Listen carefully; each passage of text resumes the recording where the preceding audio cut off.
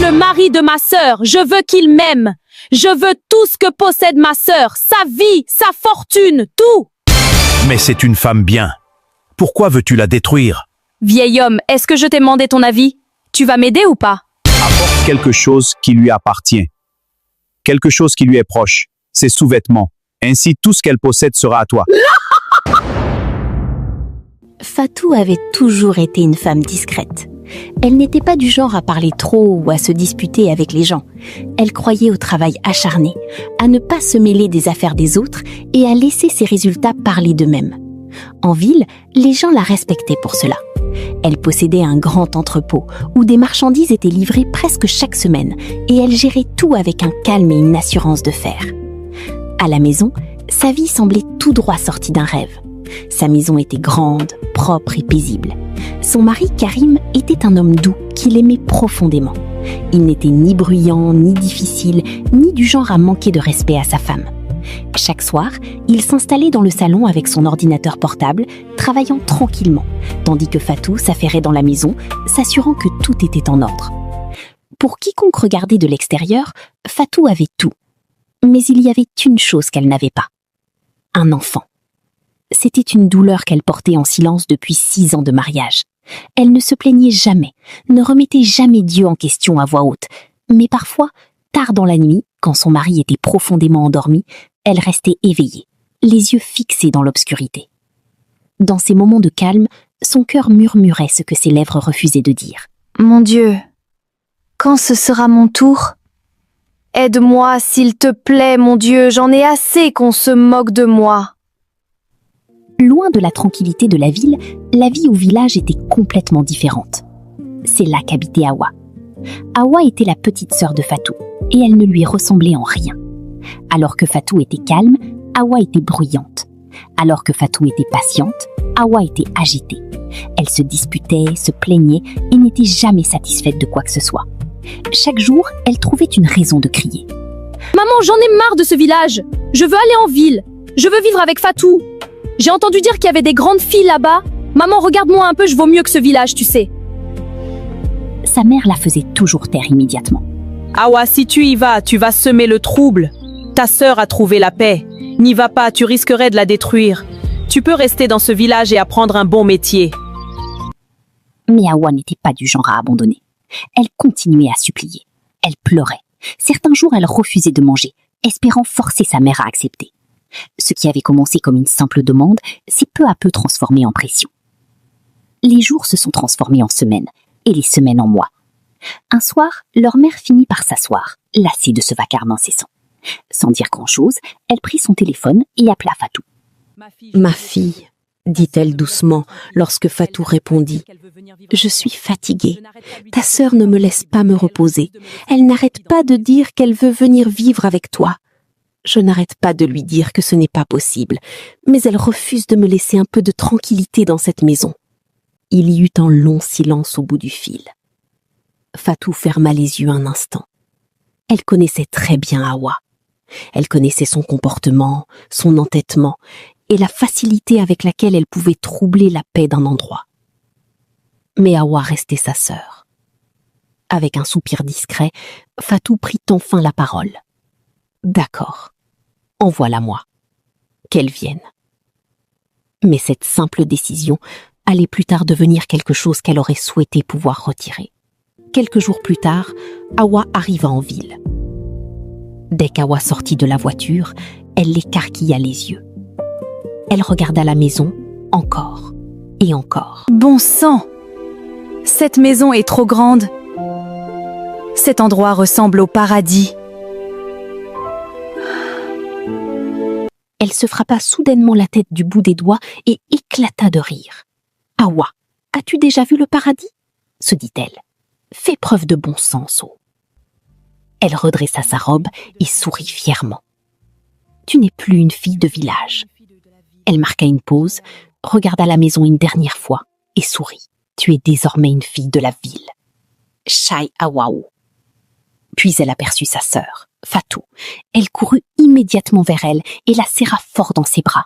« Ma sœur, tu m'as tellement manqué !» Fatou sourit et la serra doucement dans ses bras. « Hawa, J'espère que tu as changé, dit-elle doucement. J'espère que tu ne causeras plus d'ennuis. Hawa secoua rapidement la tête. Ah bah, non, ma sœur, répondit-elle avec un petit sourire. Je suis une fille bien maintenant, je te le promets. Fatou la regarda un instant, puis sourit.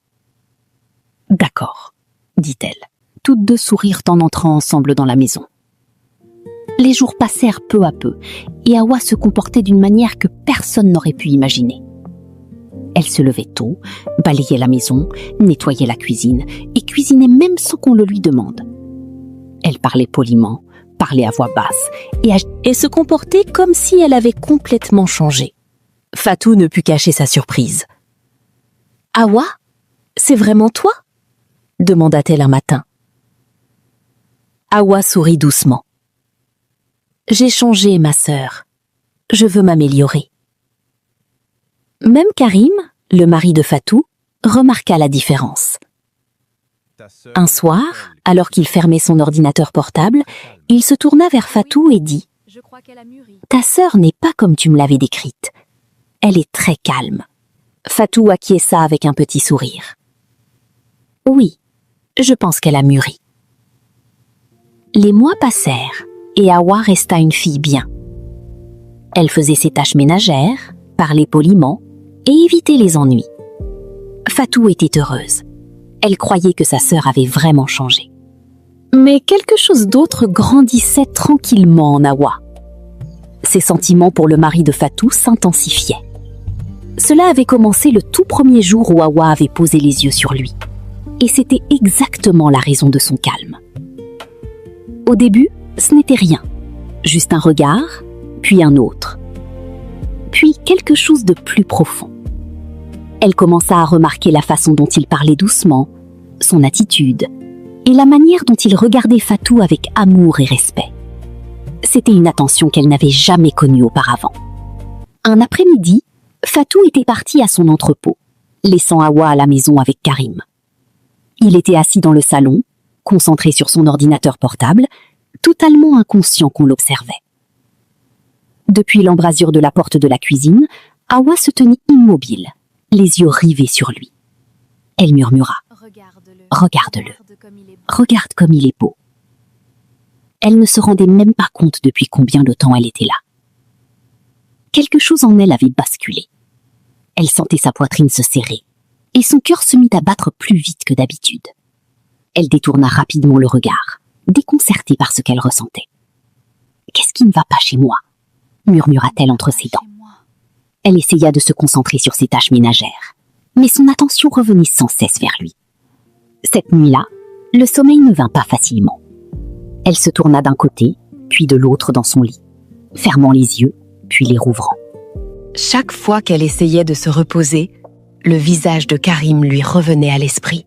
« Non, ce n'est pas bien, » se dit-elle à voix basse. « C'est le mari de ma sœur !» Elle posa la main sur sa poitrine et prit une profonde inspiration. « Mais pourquoi mon cœur bat-il ainsi pour lui ?» murmura-t-elle. « Pourquoi est-il toujours dans mes pensées ?» Elle se regarda à nouveau dans le miroir.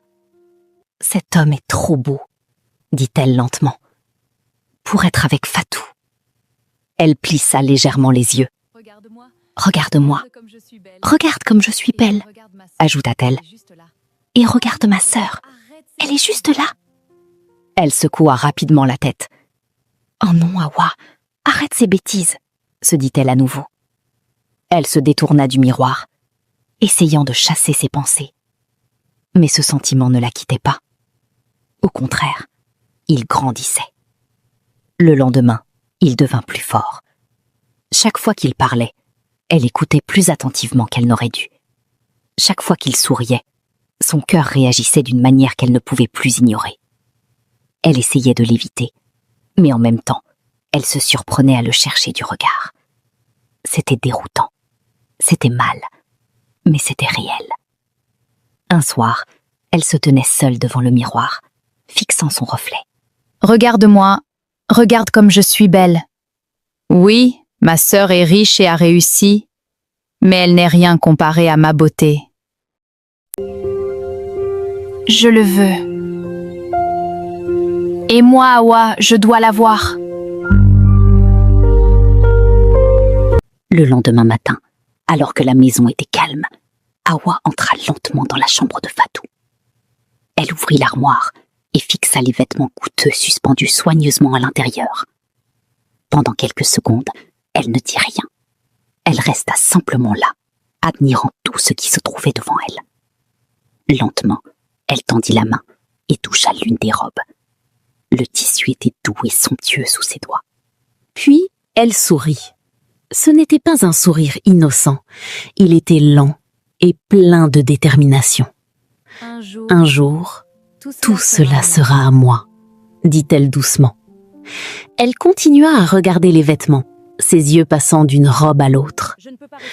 Je ne peux pas rester ici à regarder ma sœur vivre la vie de mes rêves, ajouta-t-elle. Non, je ne le permettrai pas. Son expression devint plus grave. Je vais tout avoir, dit-elle fermement.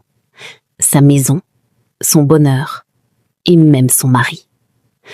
Elle laissa doucement retomber la robe et recula d'un pas.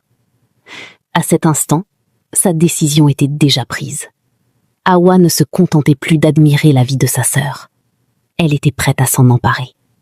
Hawa ne précipita pas son prochain coup. Elle avait compris quelque chose de très important. Si elle commettait une erreur, tout s'écroulerait. Elle fit donc preuve de patience. Beaucoup de patience. Elle commença à changer sa façon de s'habiller à l'intérieur de la maison. Des tenues plus suggestives. Chaque fois que Karim était dans le salon, elle trouvait des raisons d'y être. Nettoyer ce qui était déjà propre, ranger ce qui n'avait pas besoin d'être rangé. Parfois, elle se penchait légèrement, juste assez pour qu'on la remarque. Mais Karim ne la regardait pas une seule fois. Il restait concentré sur son travail, ou bien il se levait simplement et s'éloignait.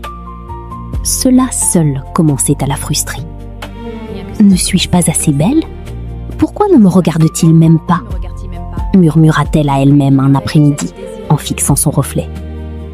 Mais plus il l'ignorait, plus elle le désirait. Les jours se transformèrent en semaines. Puis, un soir, Fatou était allée se coucher tôt. Elle était épuisée par le travail. Karim était en bas, travaillant tard comme d'habitude. Hawa se tenait dans sa chambre, se regardant dans le miroir. Elle se tenait devant le miroir et ajustait soigneusement sa robe. « Voyons voir s'il va me résister ce soir », dit-elle avec un sourire confiant. Elle pencha légèrement la tête et se regarda à nouveau. « Monsieur Karim, si je ne vous ai pas pour moi toute seule, je ne trouverai pas le repos. » Elle marqua une pause, puis laissa échapper un petit rire. « Je ne suis pas venue dans cette ville pour me comporter comme une idiote, » ajouta-t-elle. « C'est la dernière fois que j'essaie, » se dit-elle. Lentement, elle descendit les escaliers. Karim tapait sur son ordinateur portable lorsqu'il entendit des pas. Il leva les yeux et se figea. « Hawa, qu'est-ce que ça veut dire ?» demanda-t-il, la voix trahissant son choc. Elle ne répondit pas tout de suite. Elle s'approcha. Lentement, avec assurance. « Je ne suis pas une enfant, » dit-elle doucement. « Monsieur Karim, je sais que vous savez que j'éprouve des sentiments très forts pour vous. Je ne peux plus les contrôler. » Elle s'approcha davantage. « Je sais que vous ressentez la même chose pour moi. » Karim se leva d'un bond. « Arrête tout de suite, Hawa. Tu es comme une sœur pour moi. » Mais elle ne s'arrêta pas. « Je ne suis pas ta sœur, » poursuivit-elle. « Je suis une femme. Et je t'aime. » Ces mots restèrent suspendus dans l'air. Lourds, inappropriés, dangereux. Le visage de Karim s'assit instantanément. « Hawa, as-tu perdu la tête ?» s'écria-t-il. « Je suis le mari de ta sœur. » Elle tendit la main, comme pour le toucher. Mais avant que sa main ne puisse l'atteindre, il la repoussa. « N'essaye plus jamais ça, » dit-il fermement. « Ce que tu fais est mal. » Il attrapa son ordinateur portable et s'éloigna sans se retourner. La porte de sa chambre se referma. Et juste comme ça, Hawa se retrouva seule dans le silence. Cette nuit-là, Hawa pleura. Mais pas parce qu'elle se sentait coupable.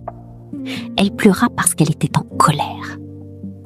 Elle s'assit par terre, le dos contre le mur, les larmes coulant sur son visage. « Pourquoi ?» murmura-t-elle. « Pourquoi a-t-elle tout ?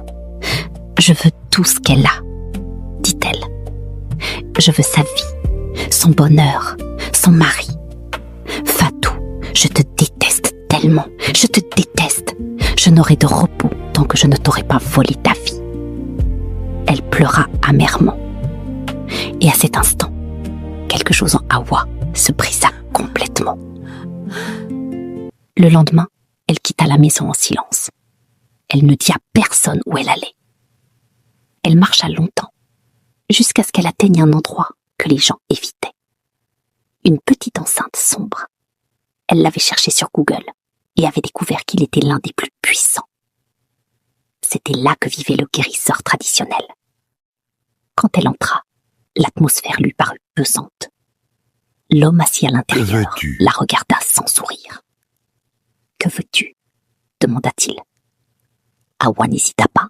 « Je veux la vie de ma sœur. Je veux son mari. » dit-elle en souriant. C'est une femme bien. L'homme l'observa Elle veut ce qu'il y a de attentivement. mieux pour toi. C'est une femme bien, dit-il lentement. Elle veut le meilleur pour toi.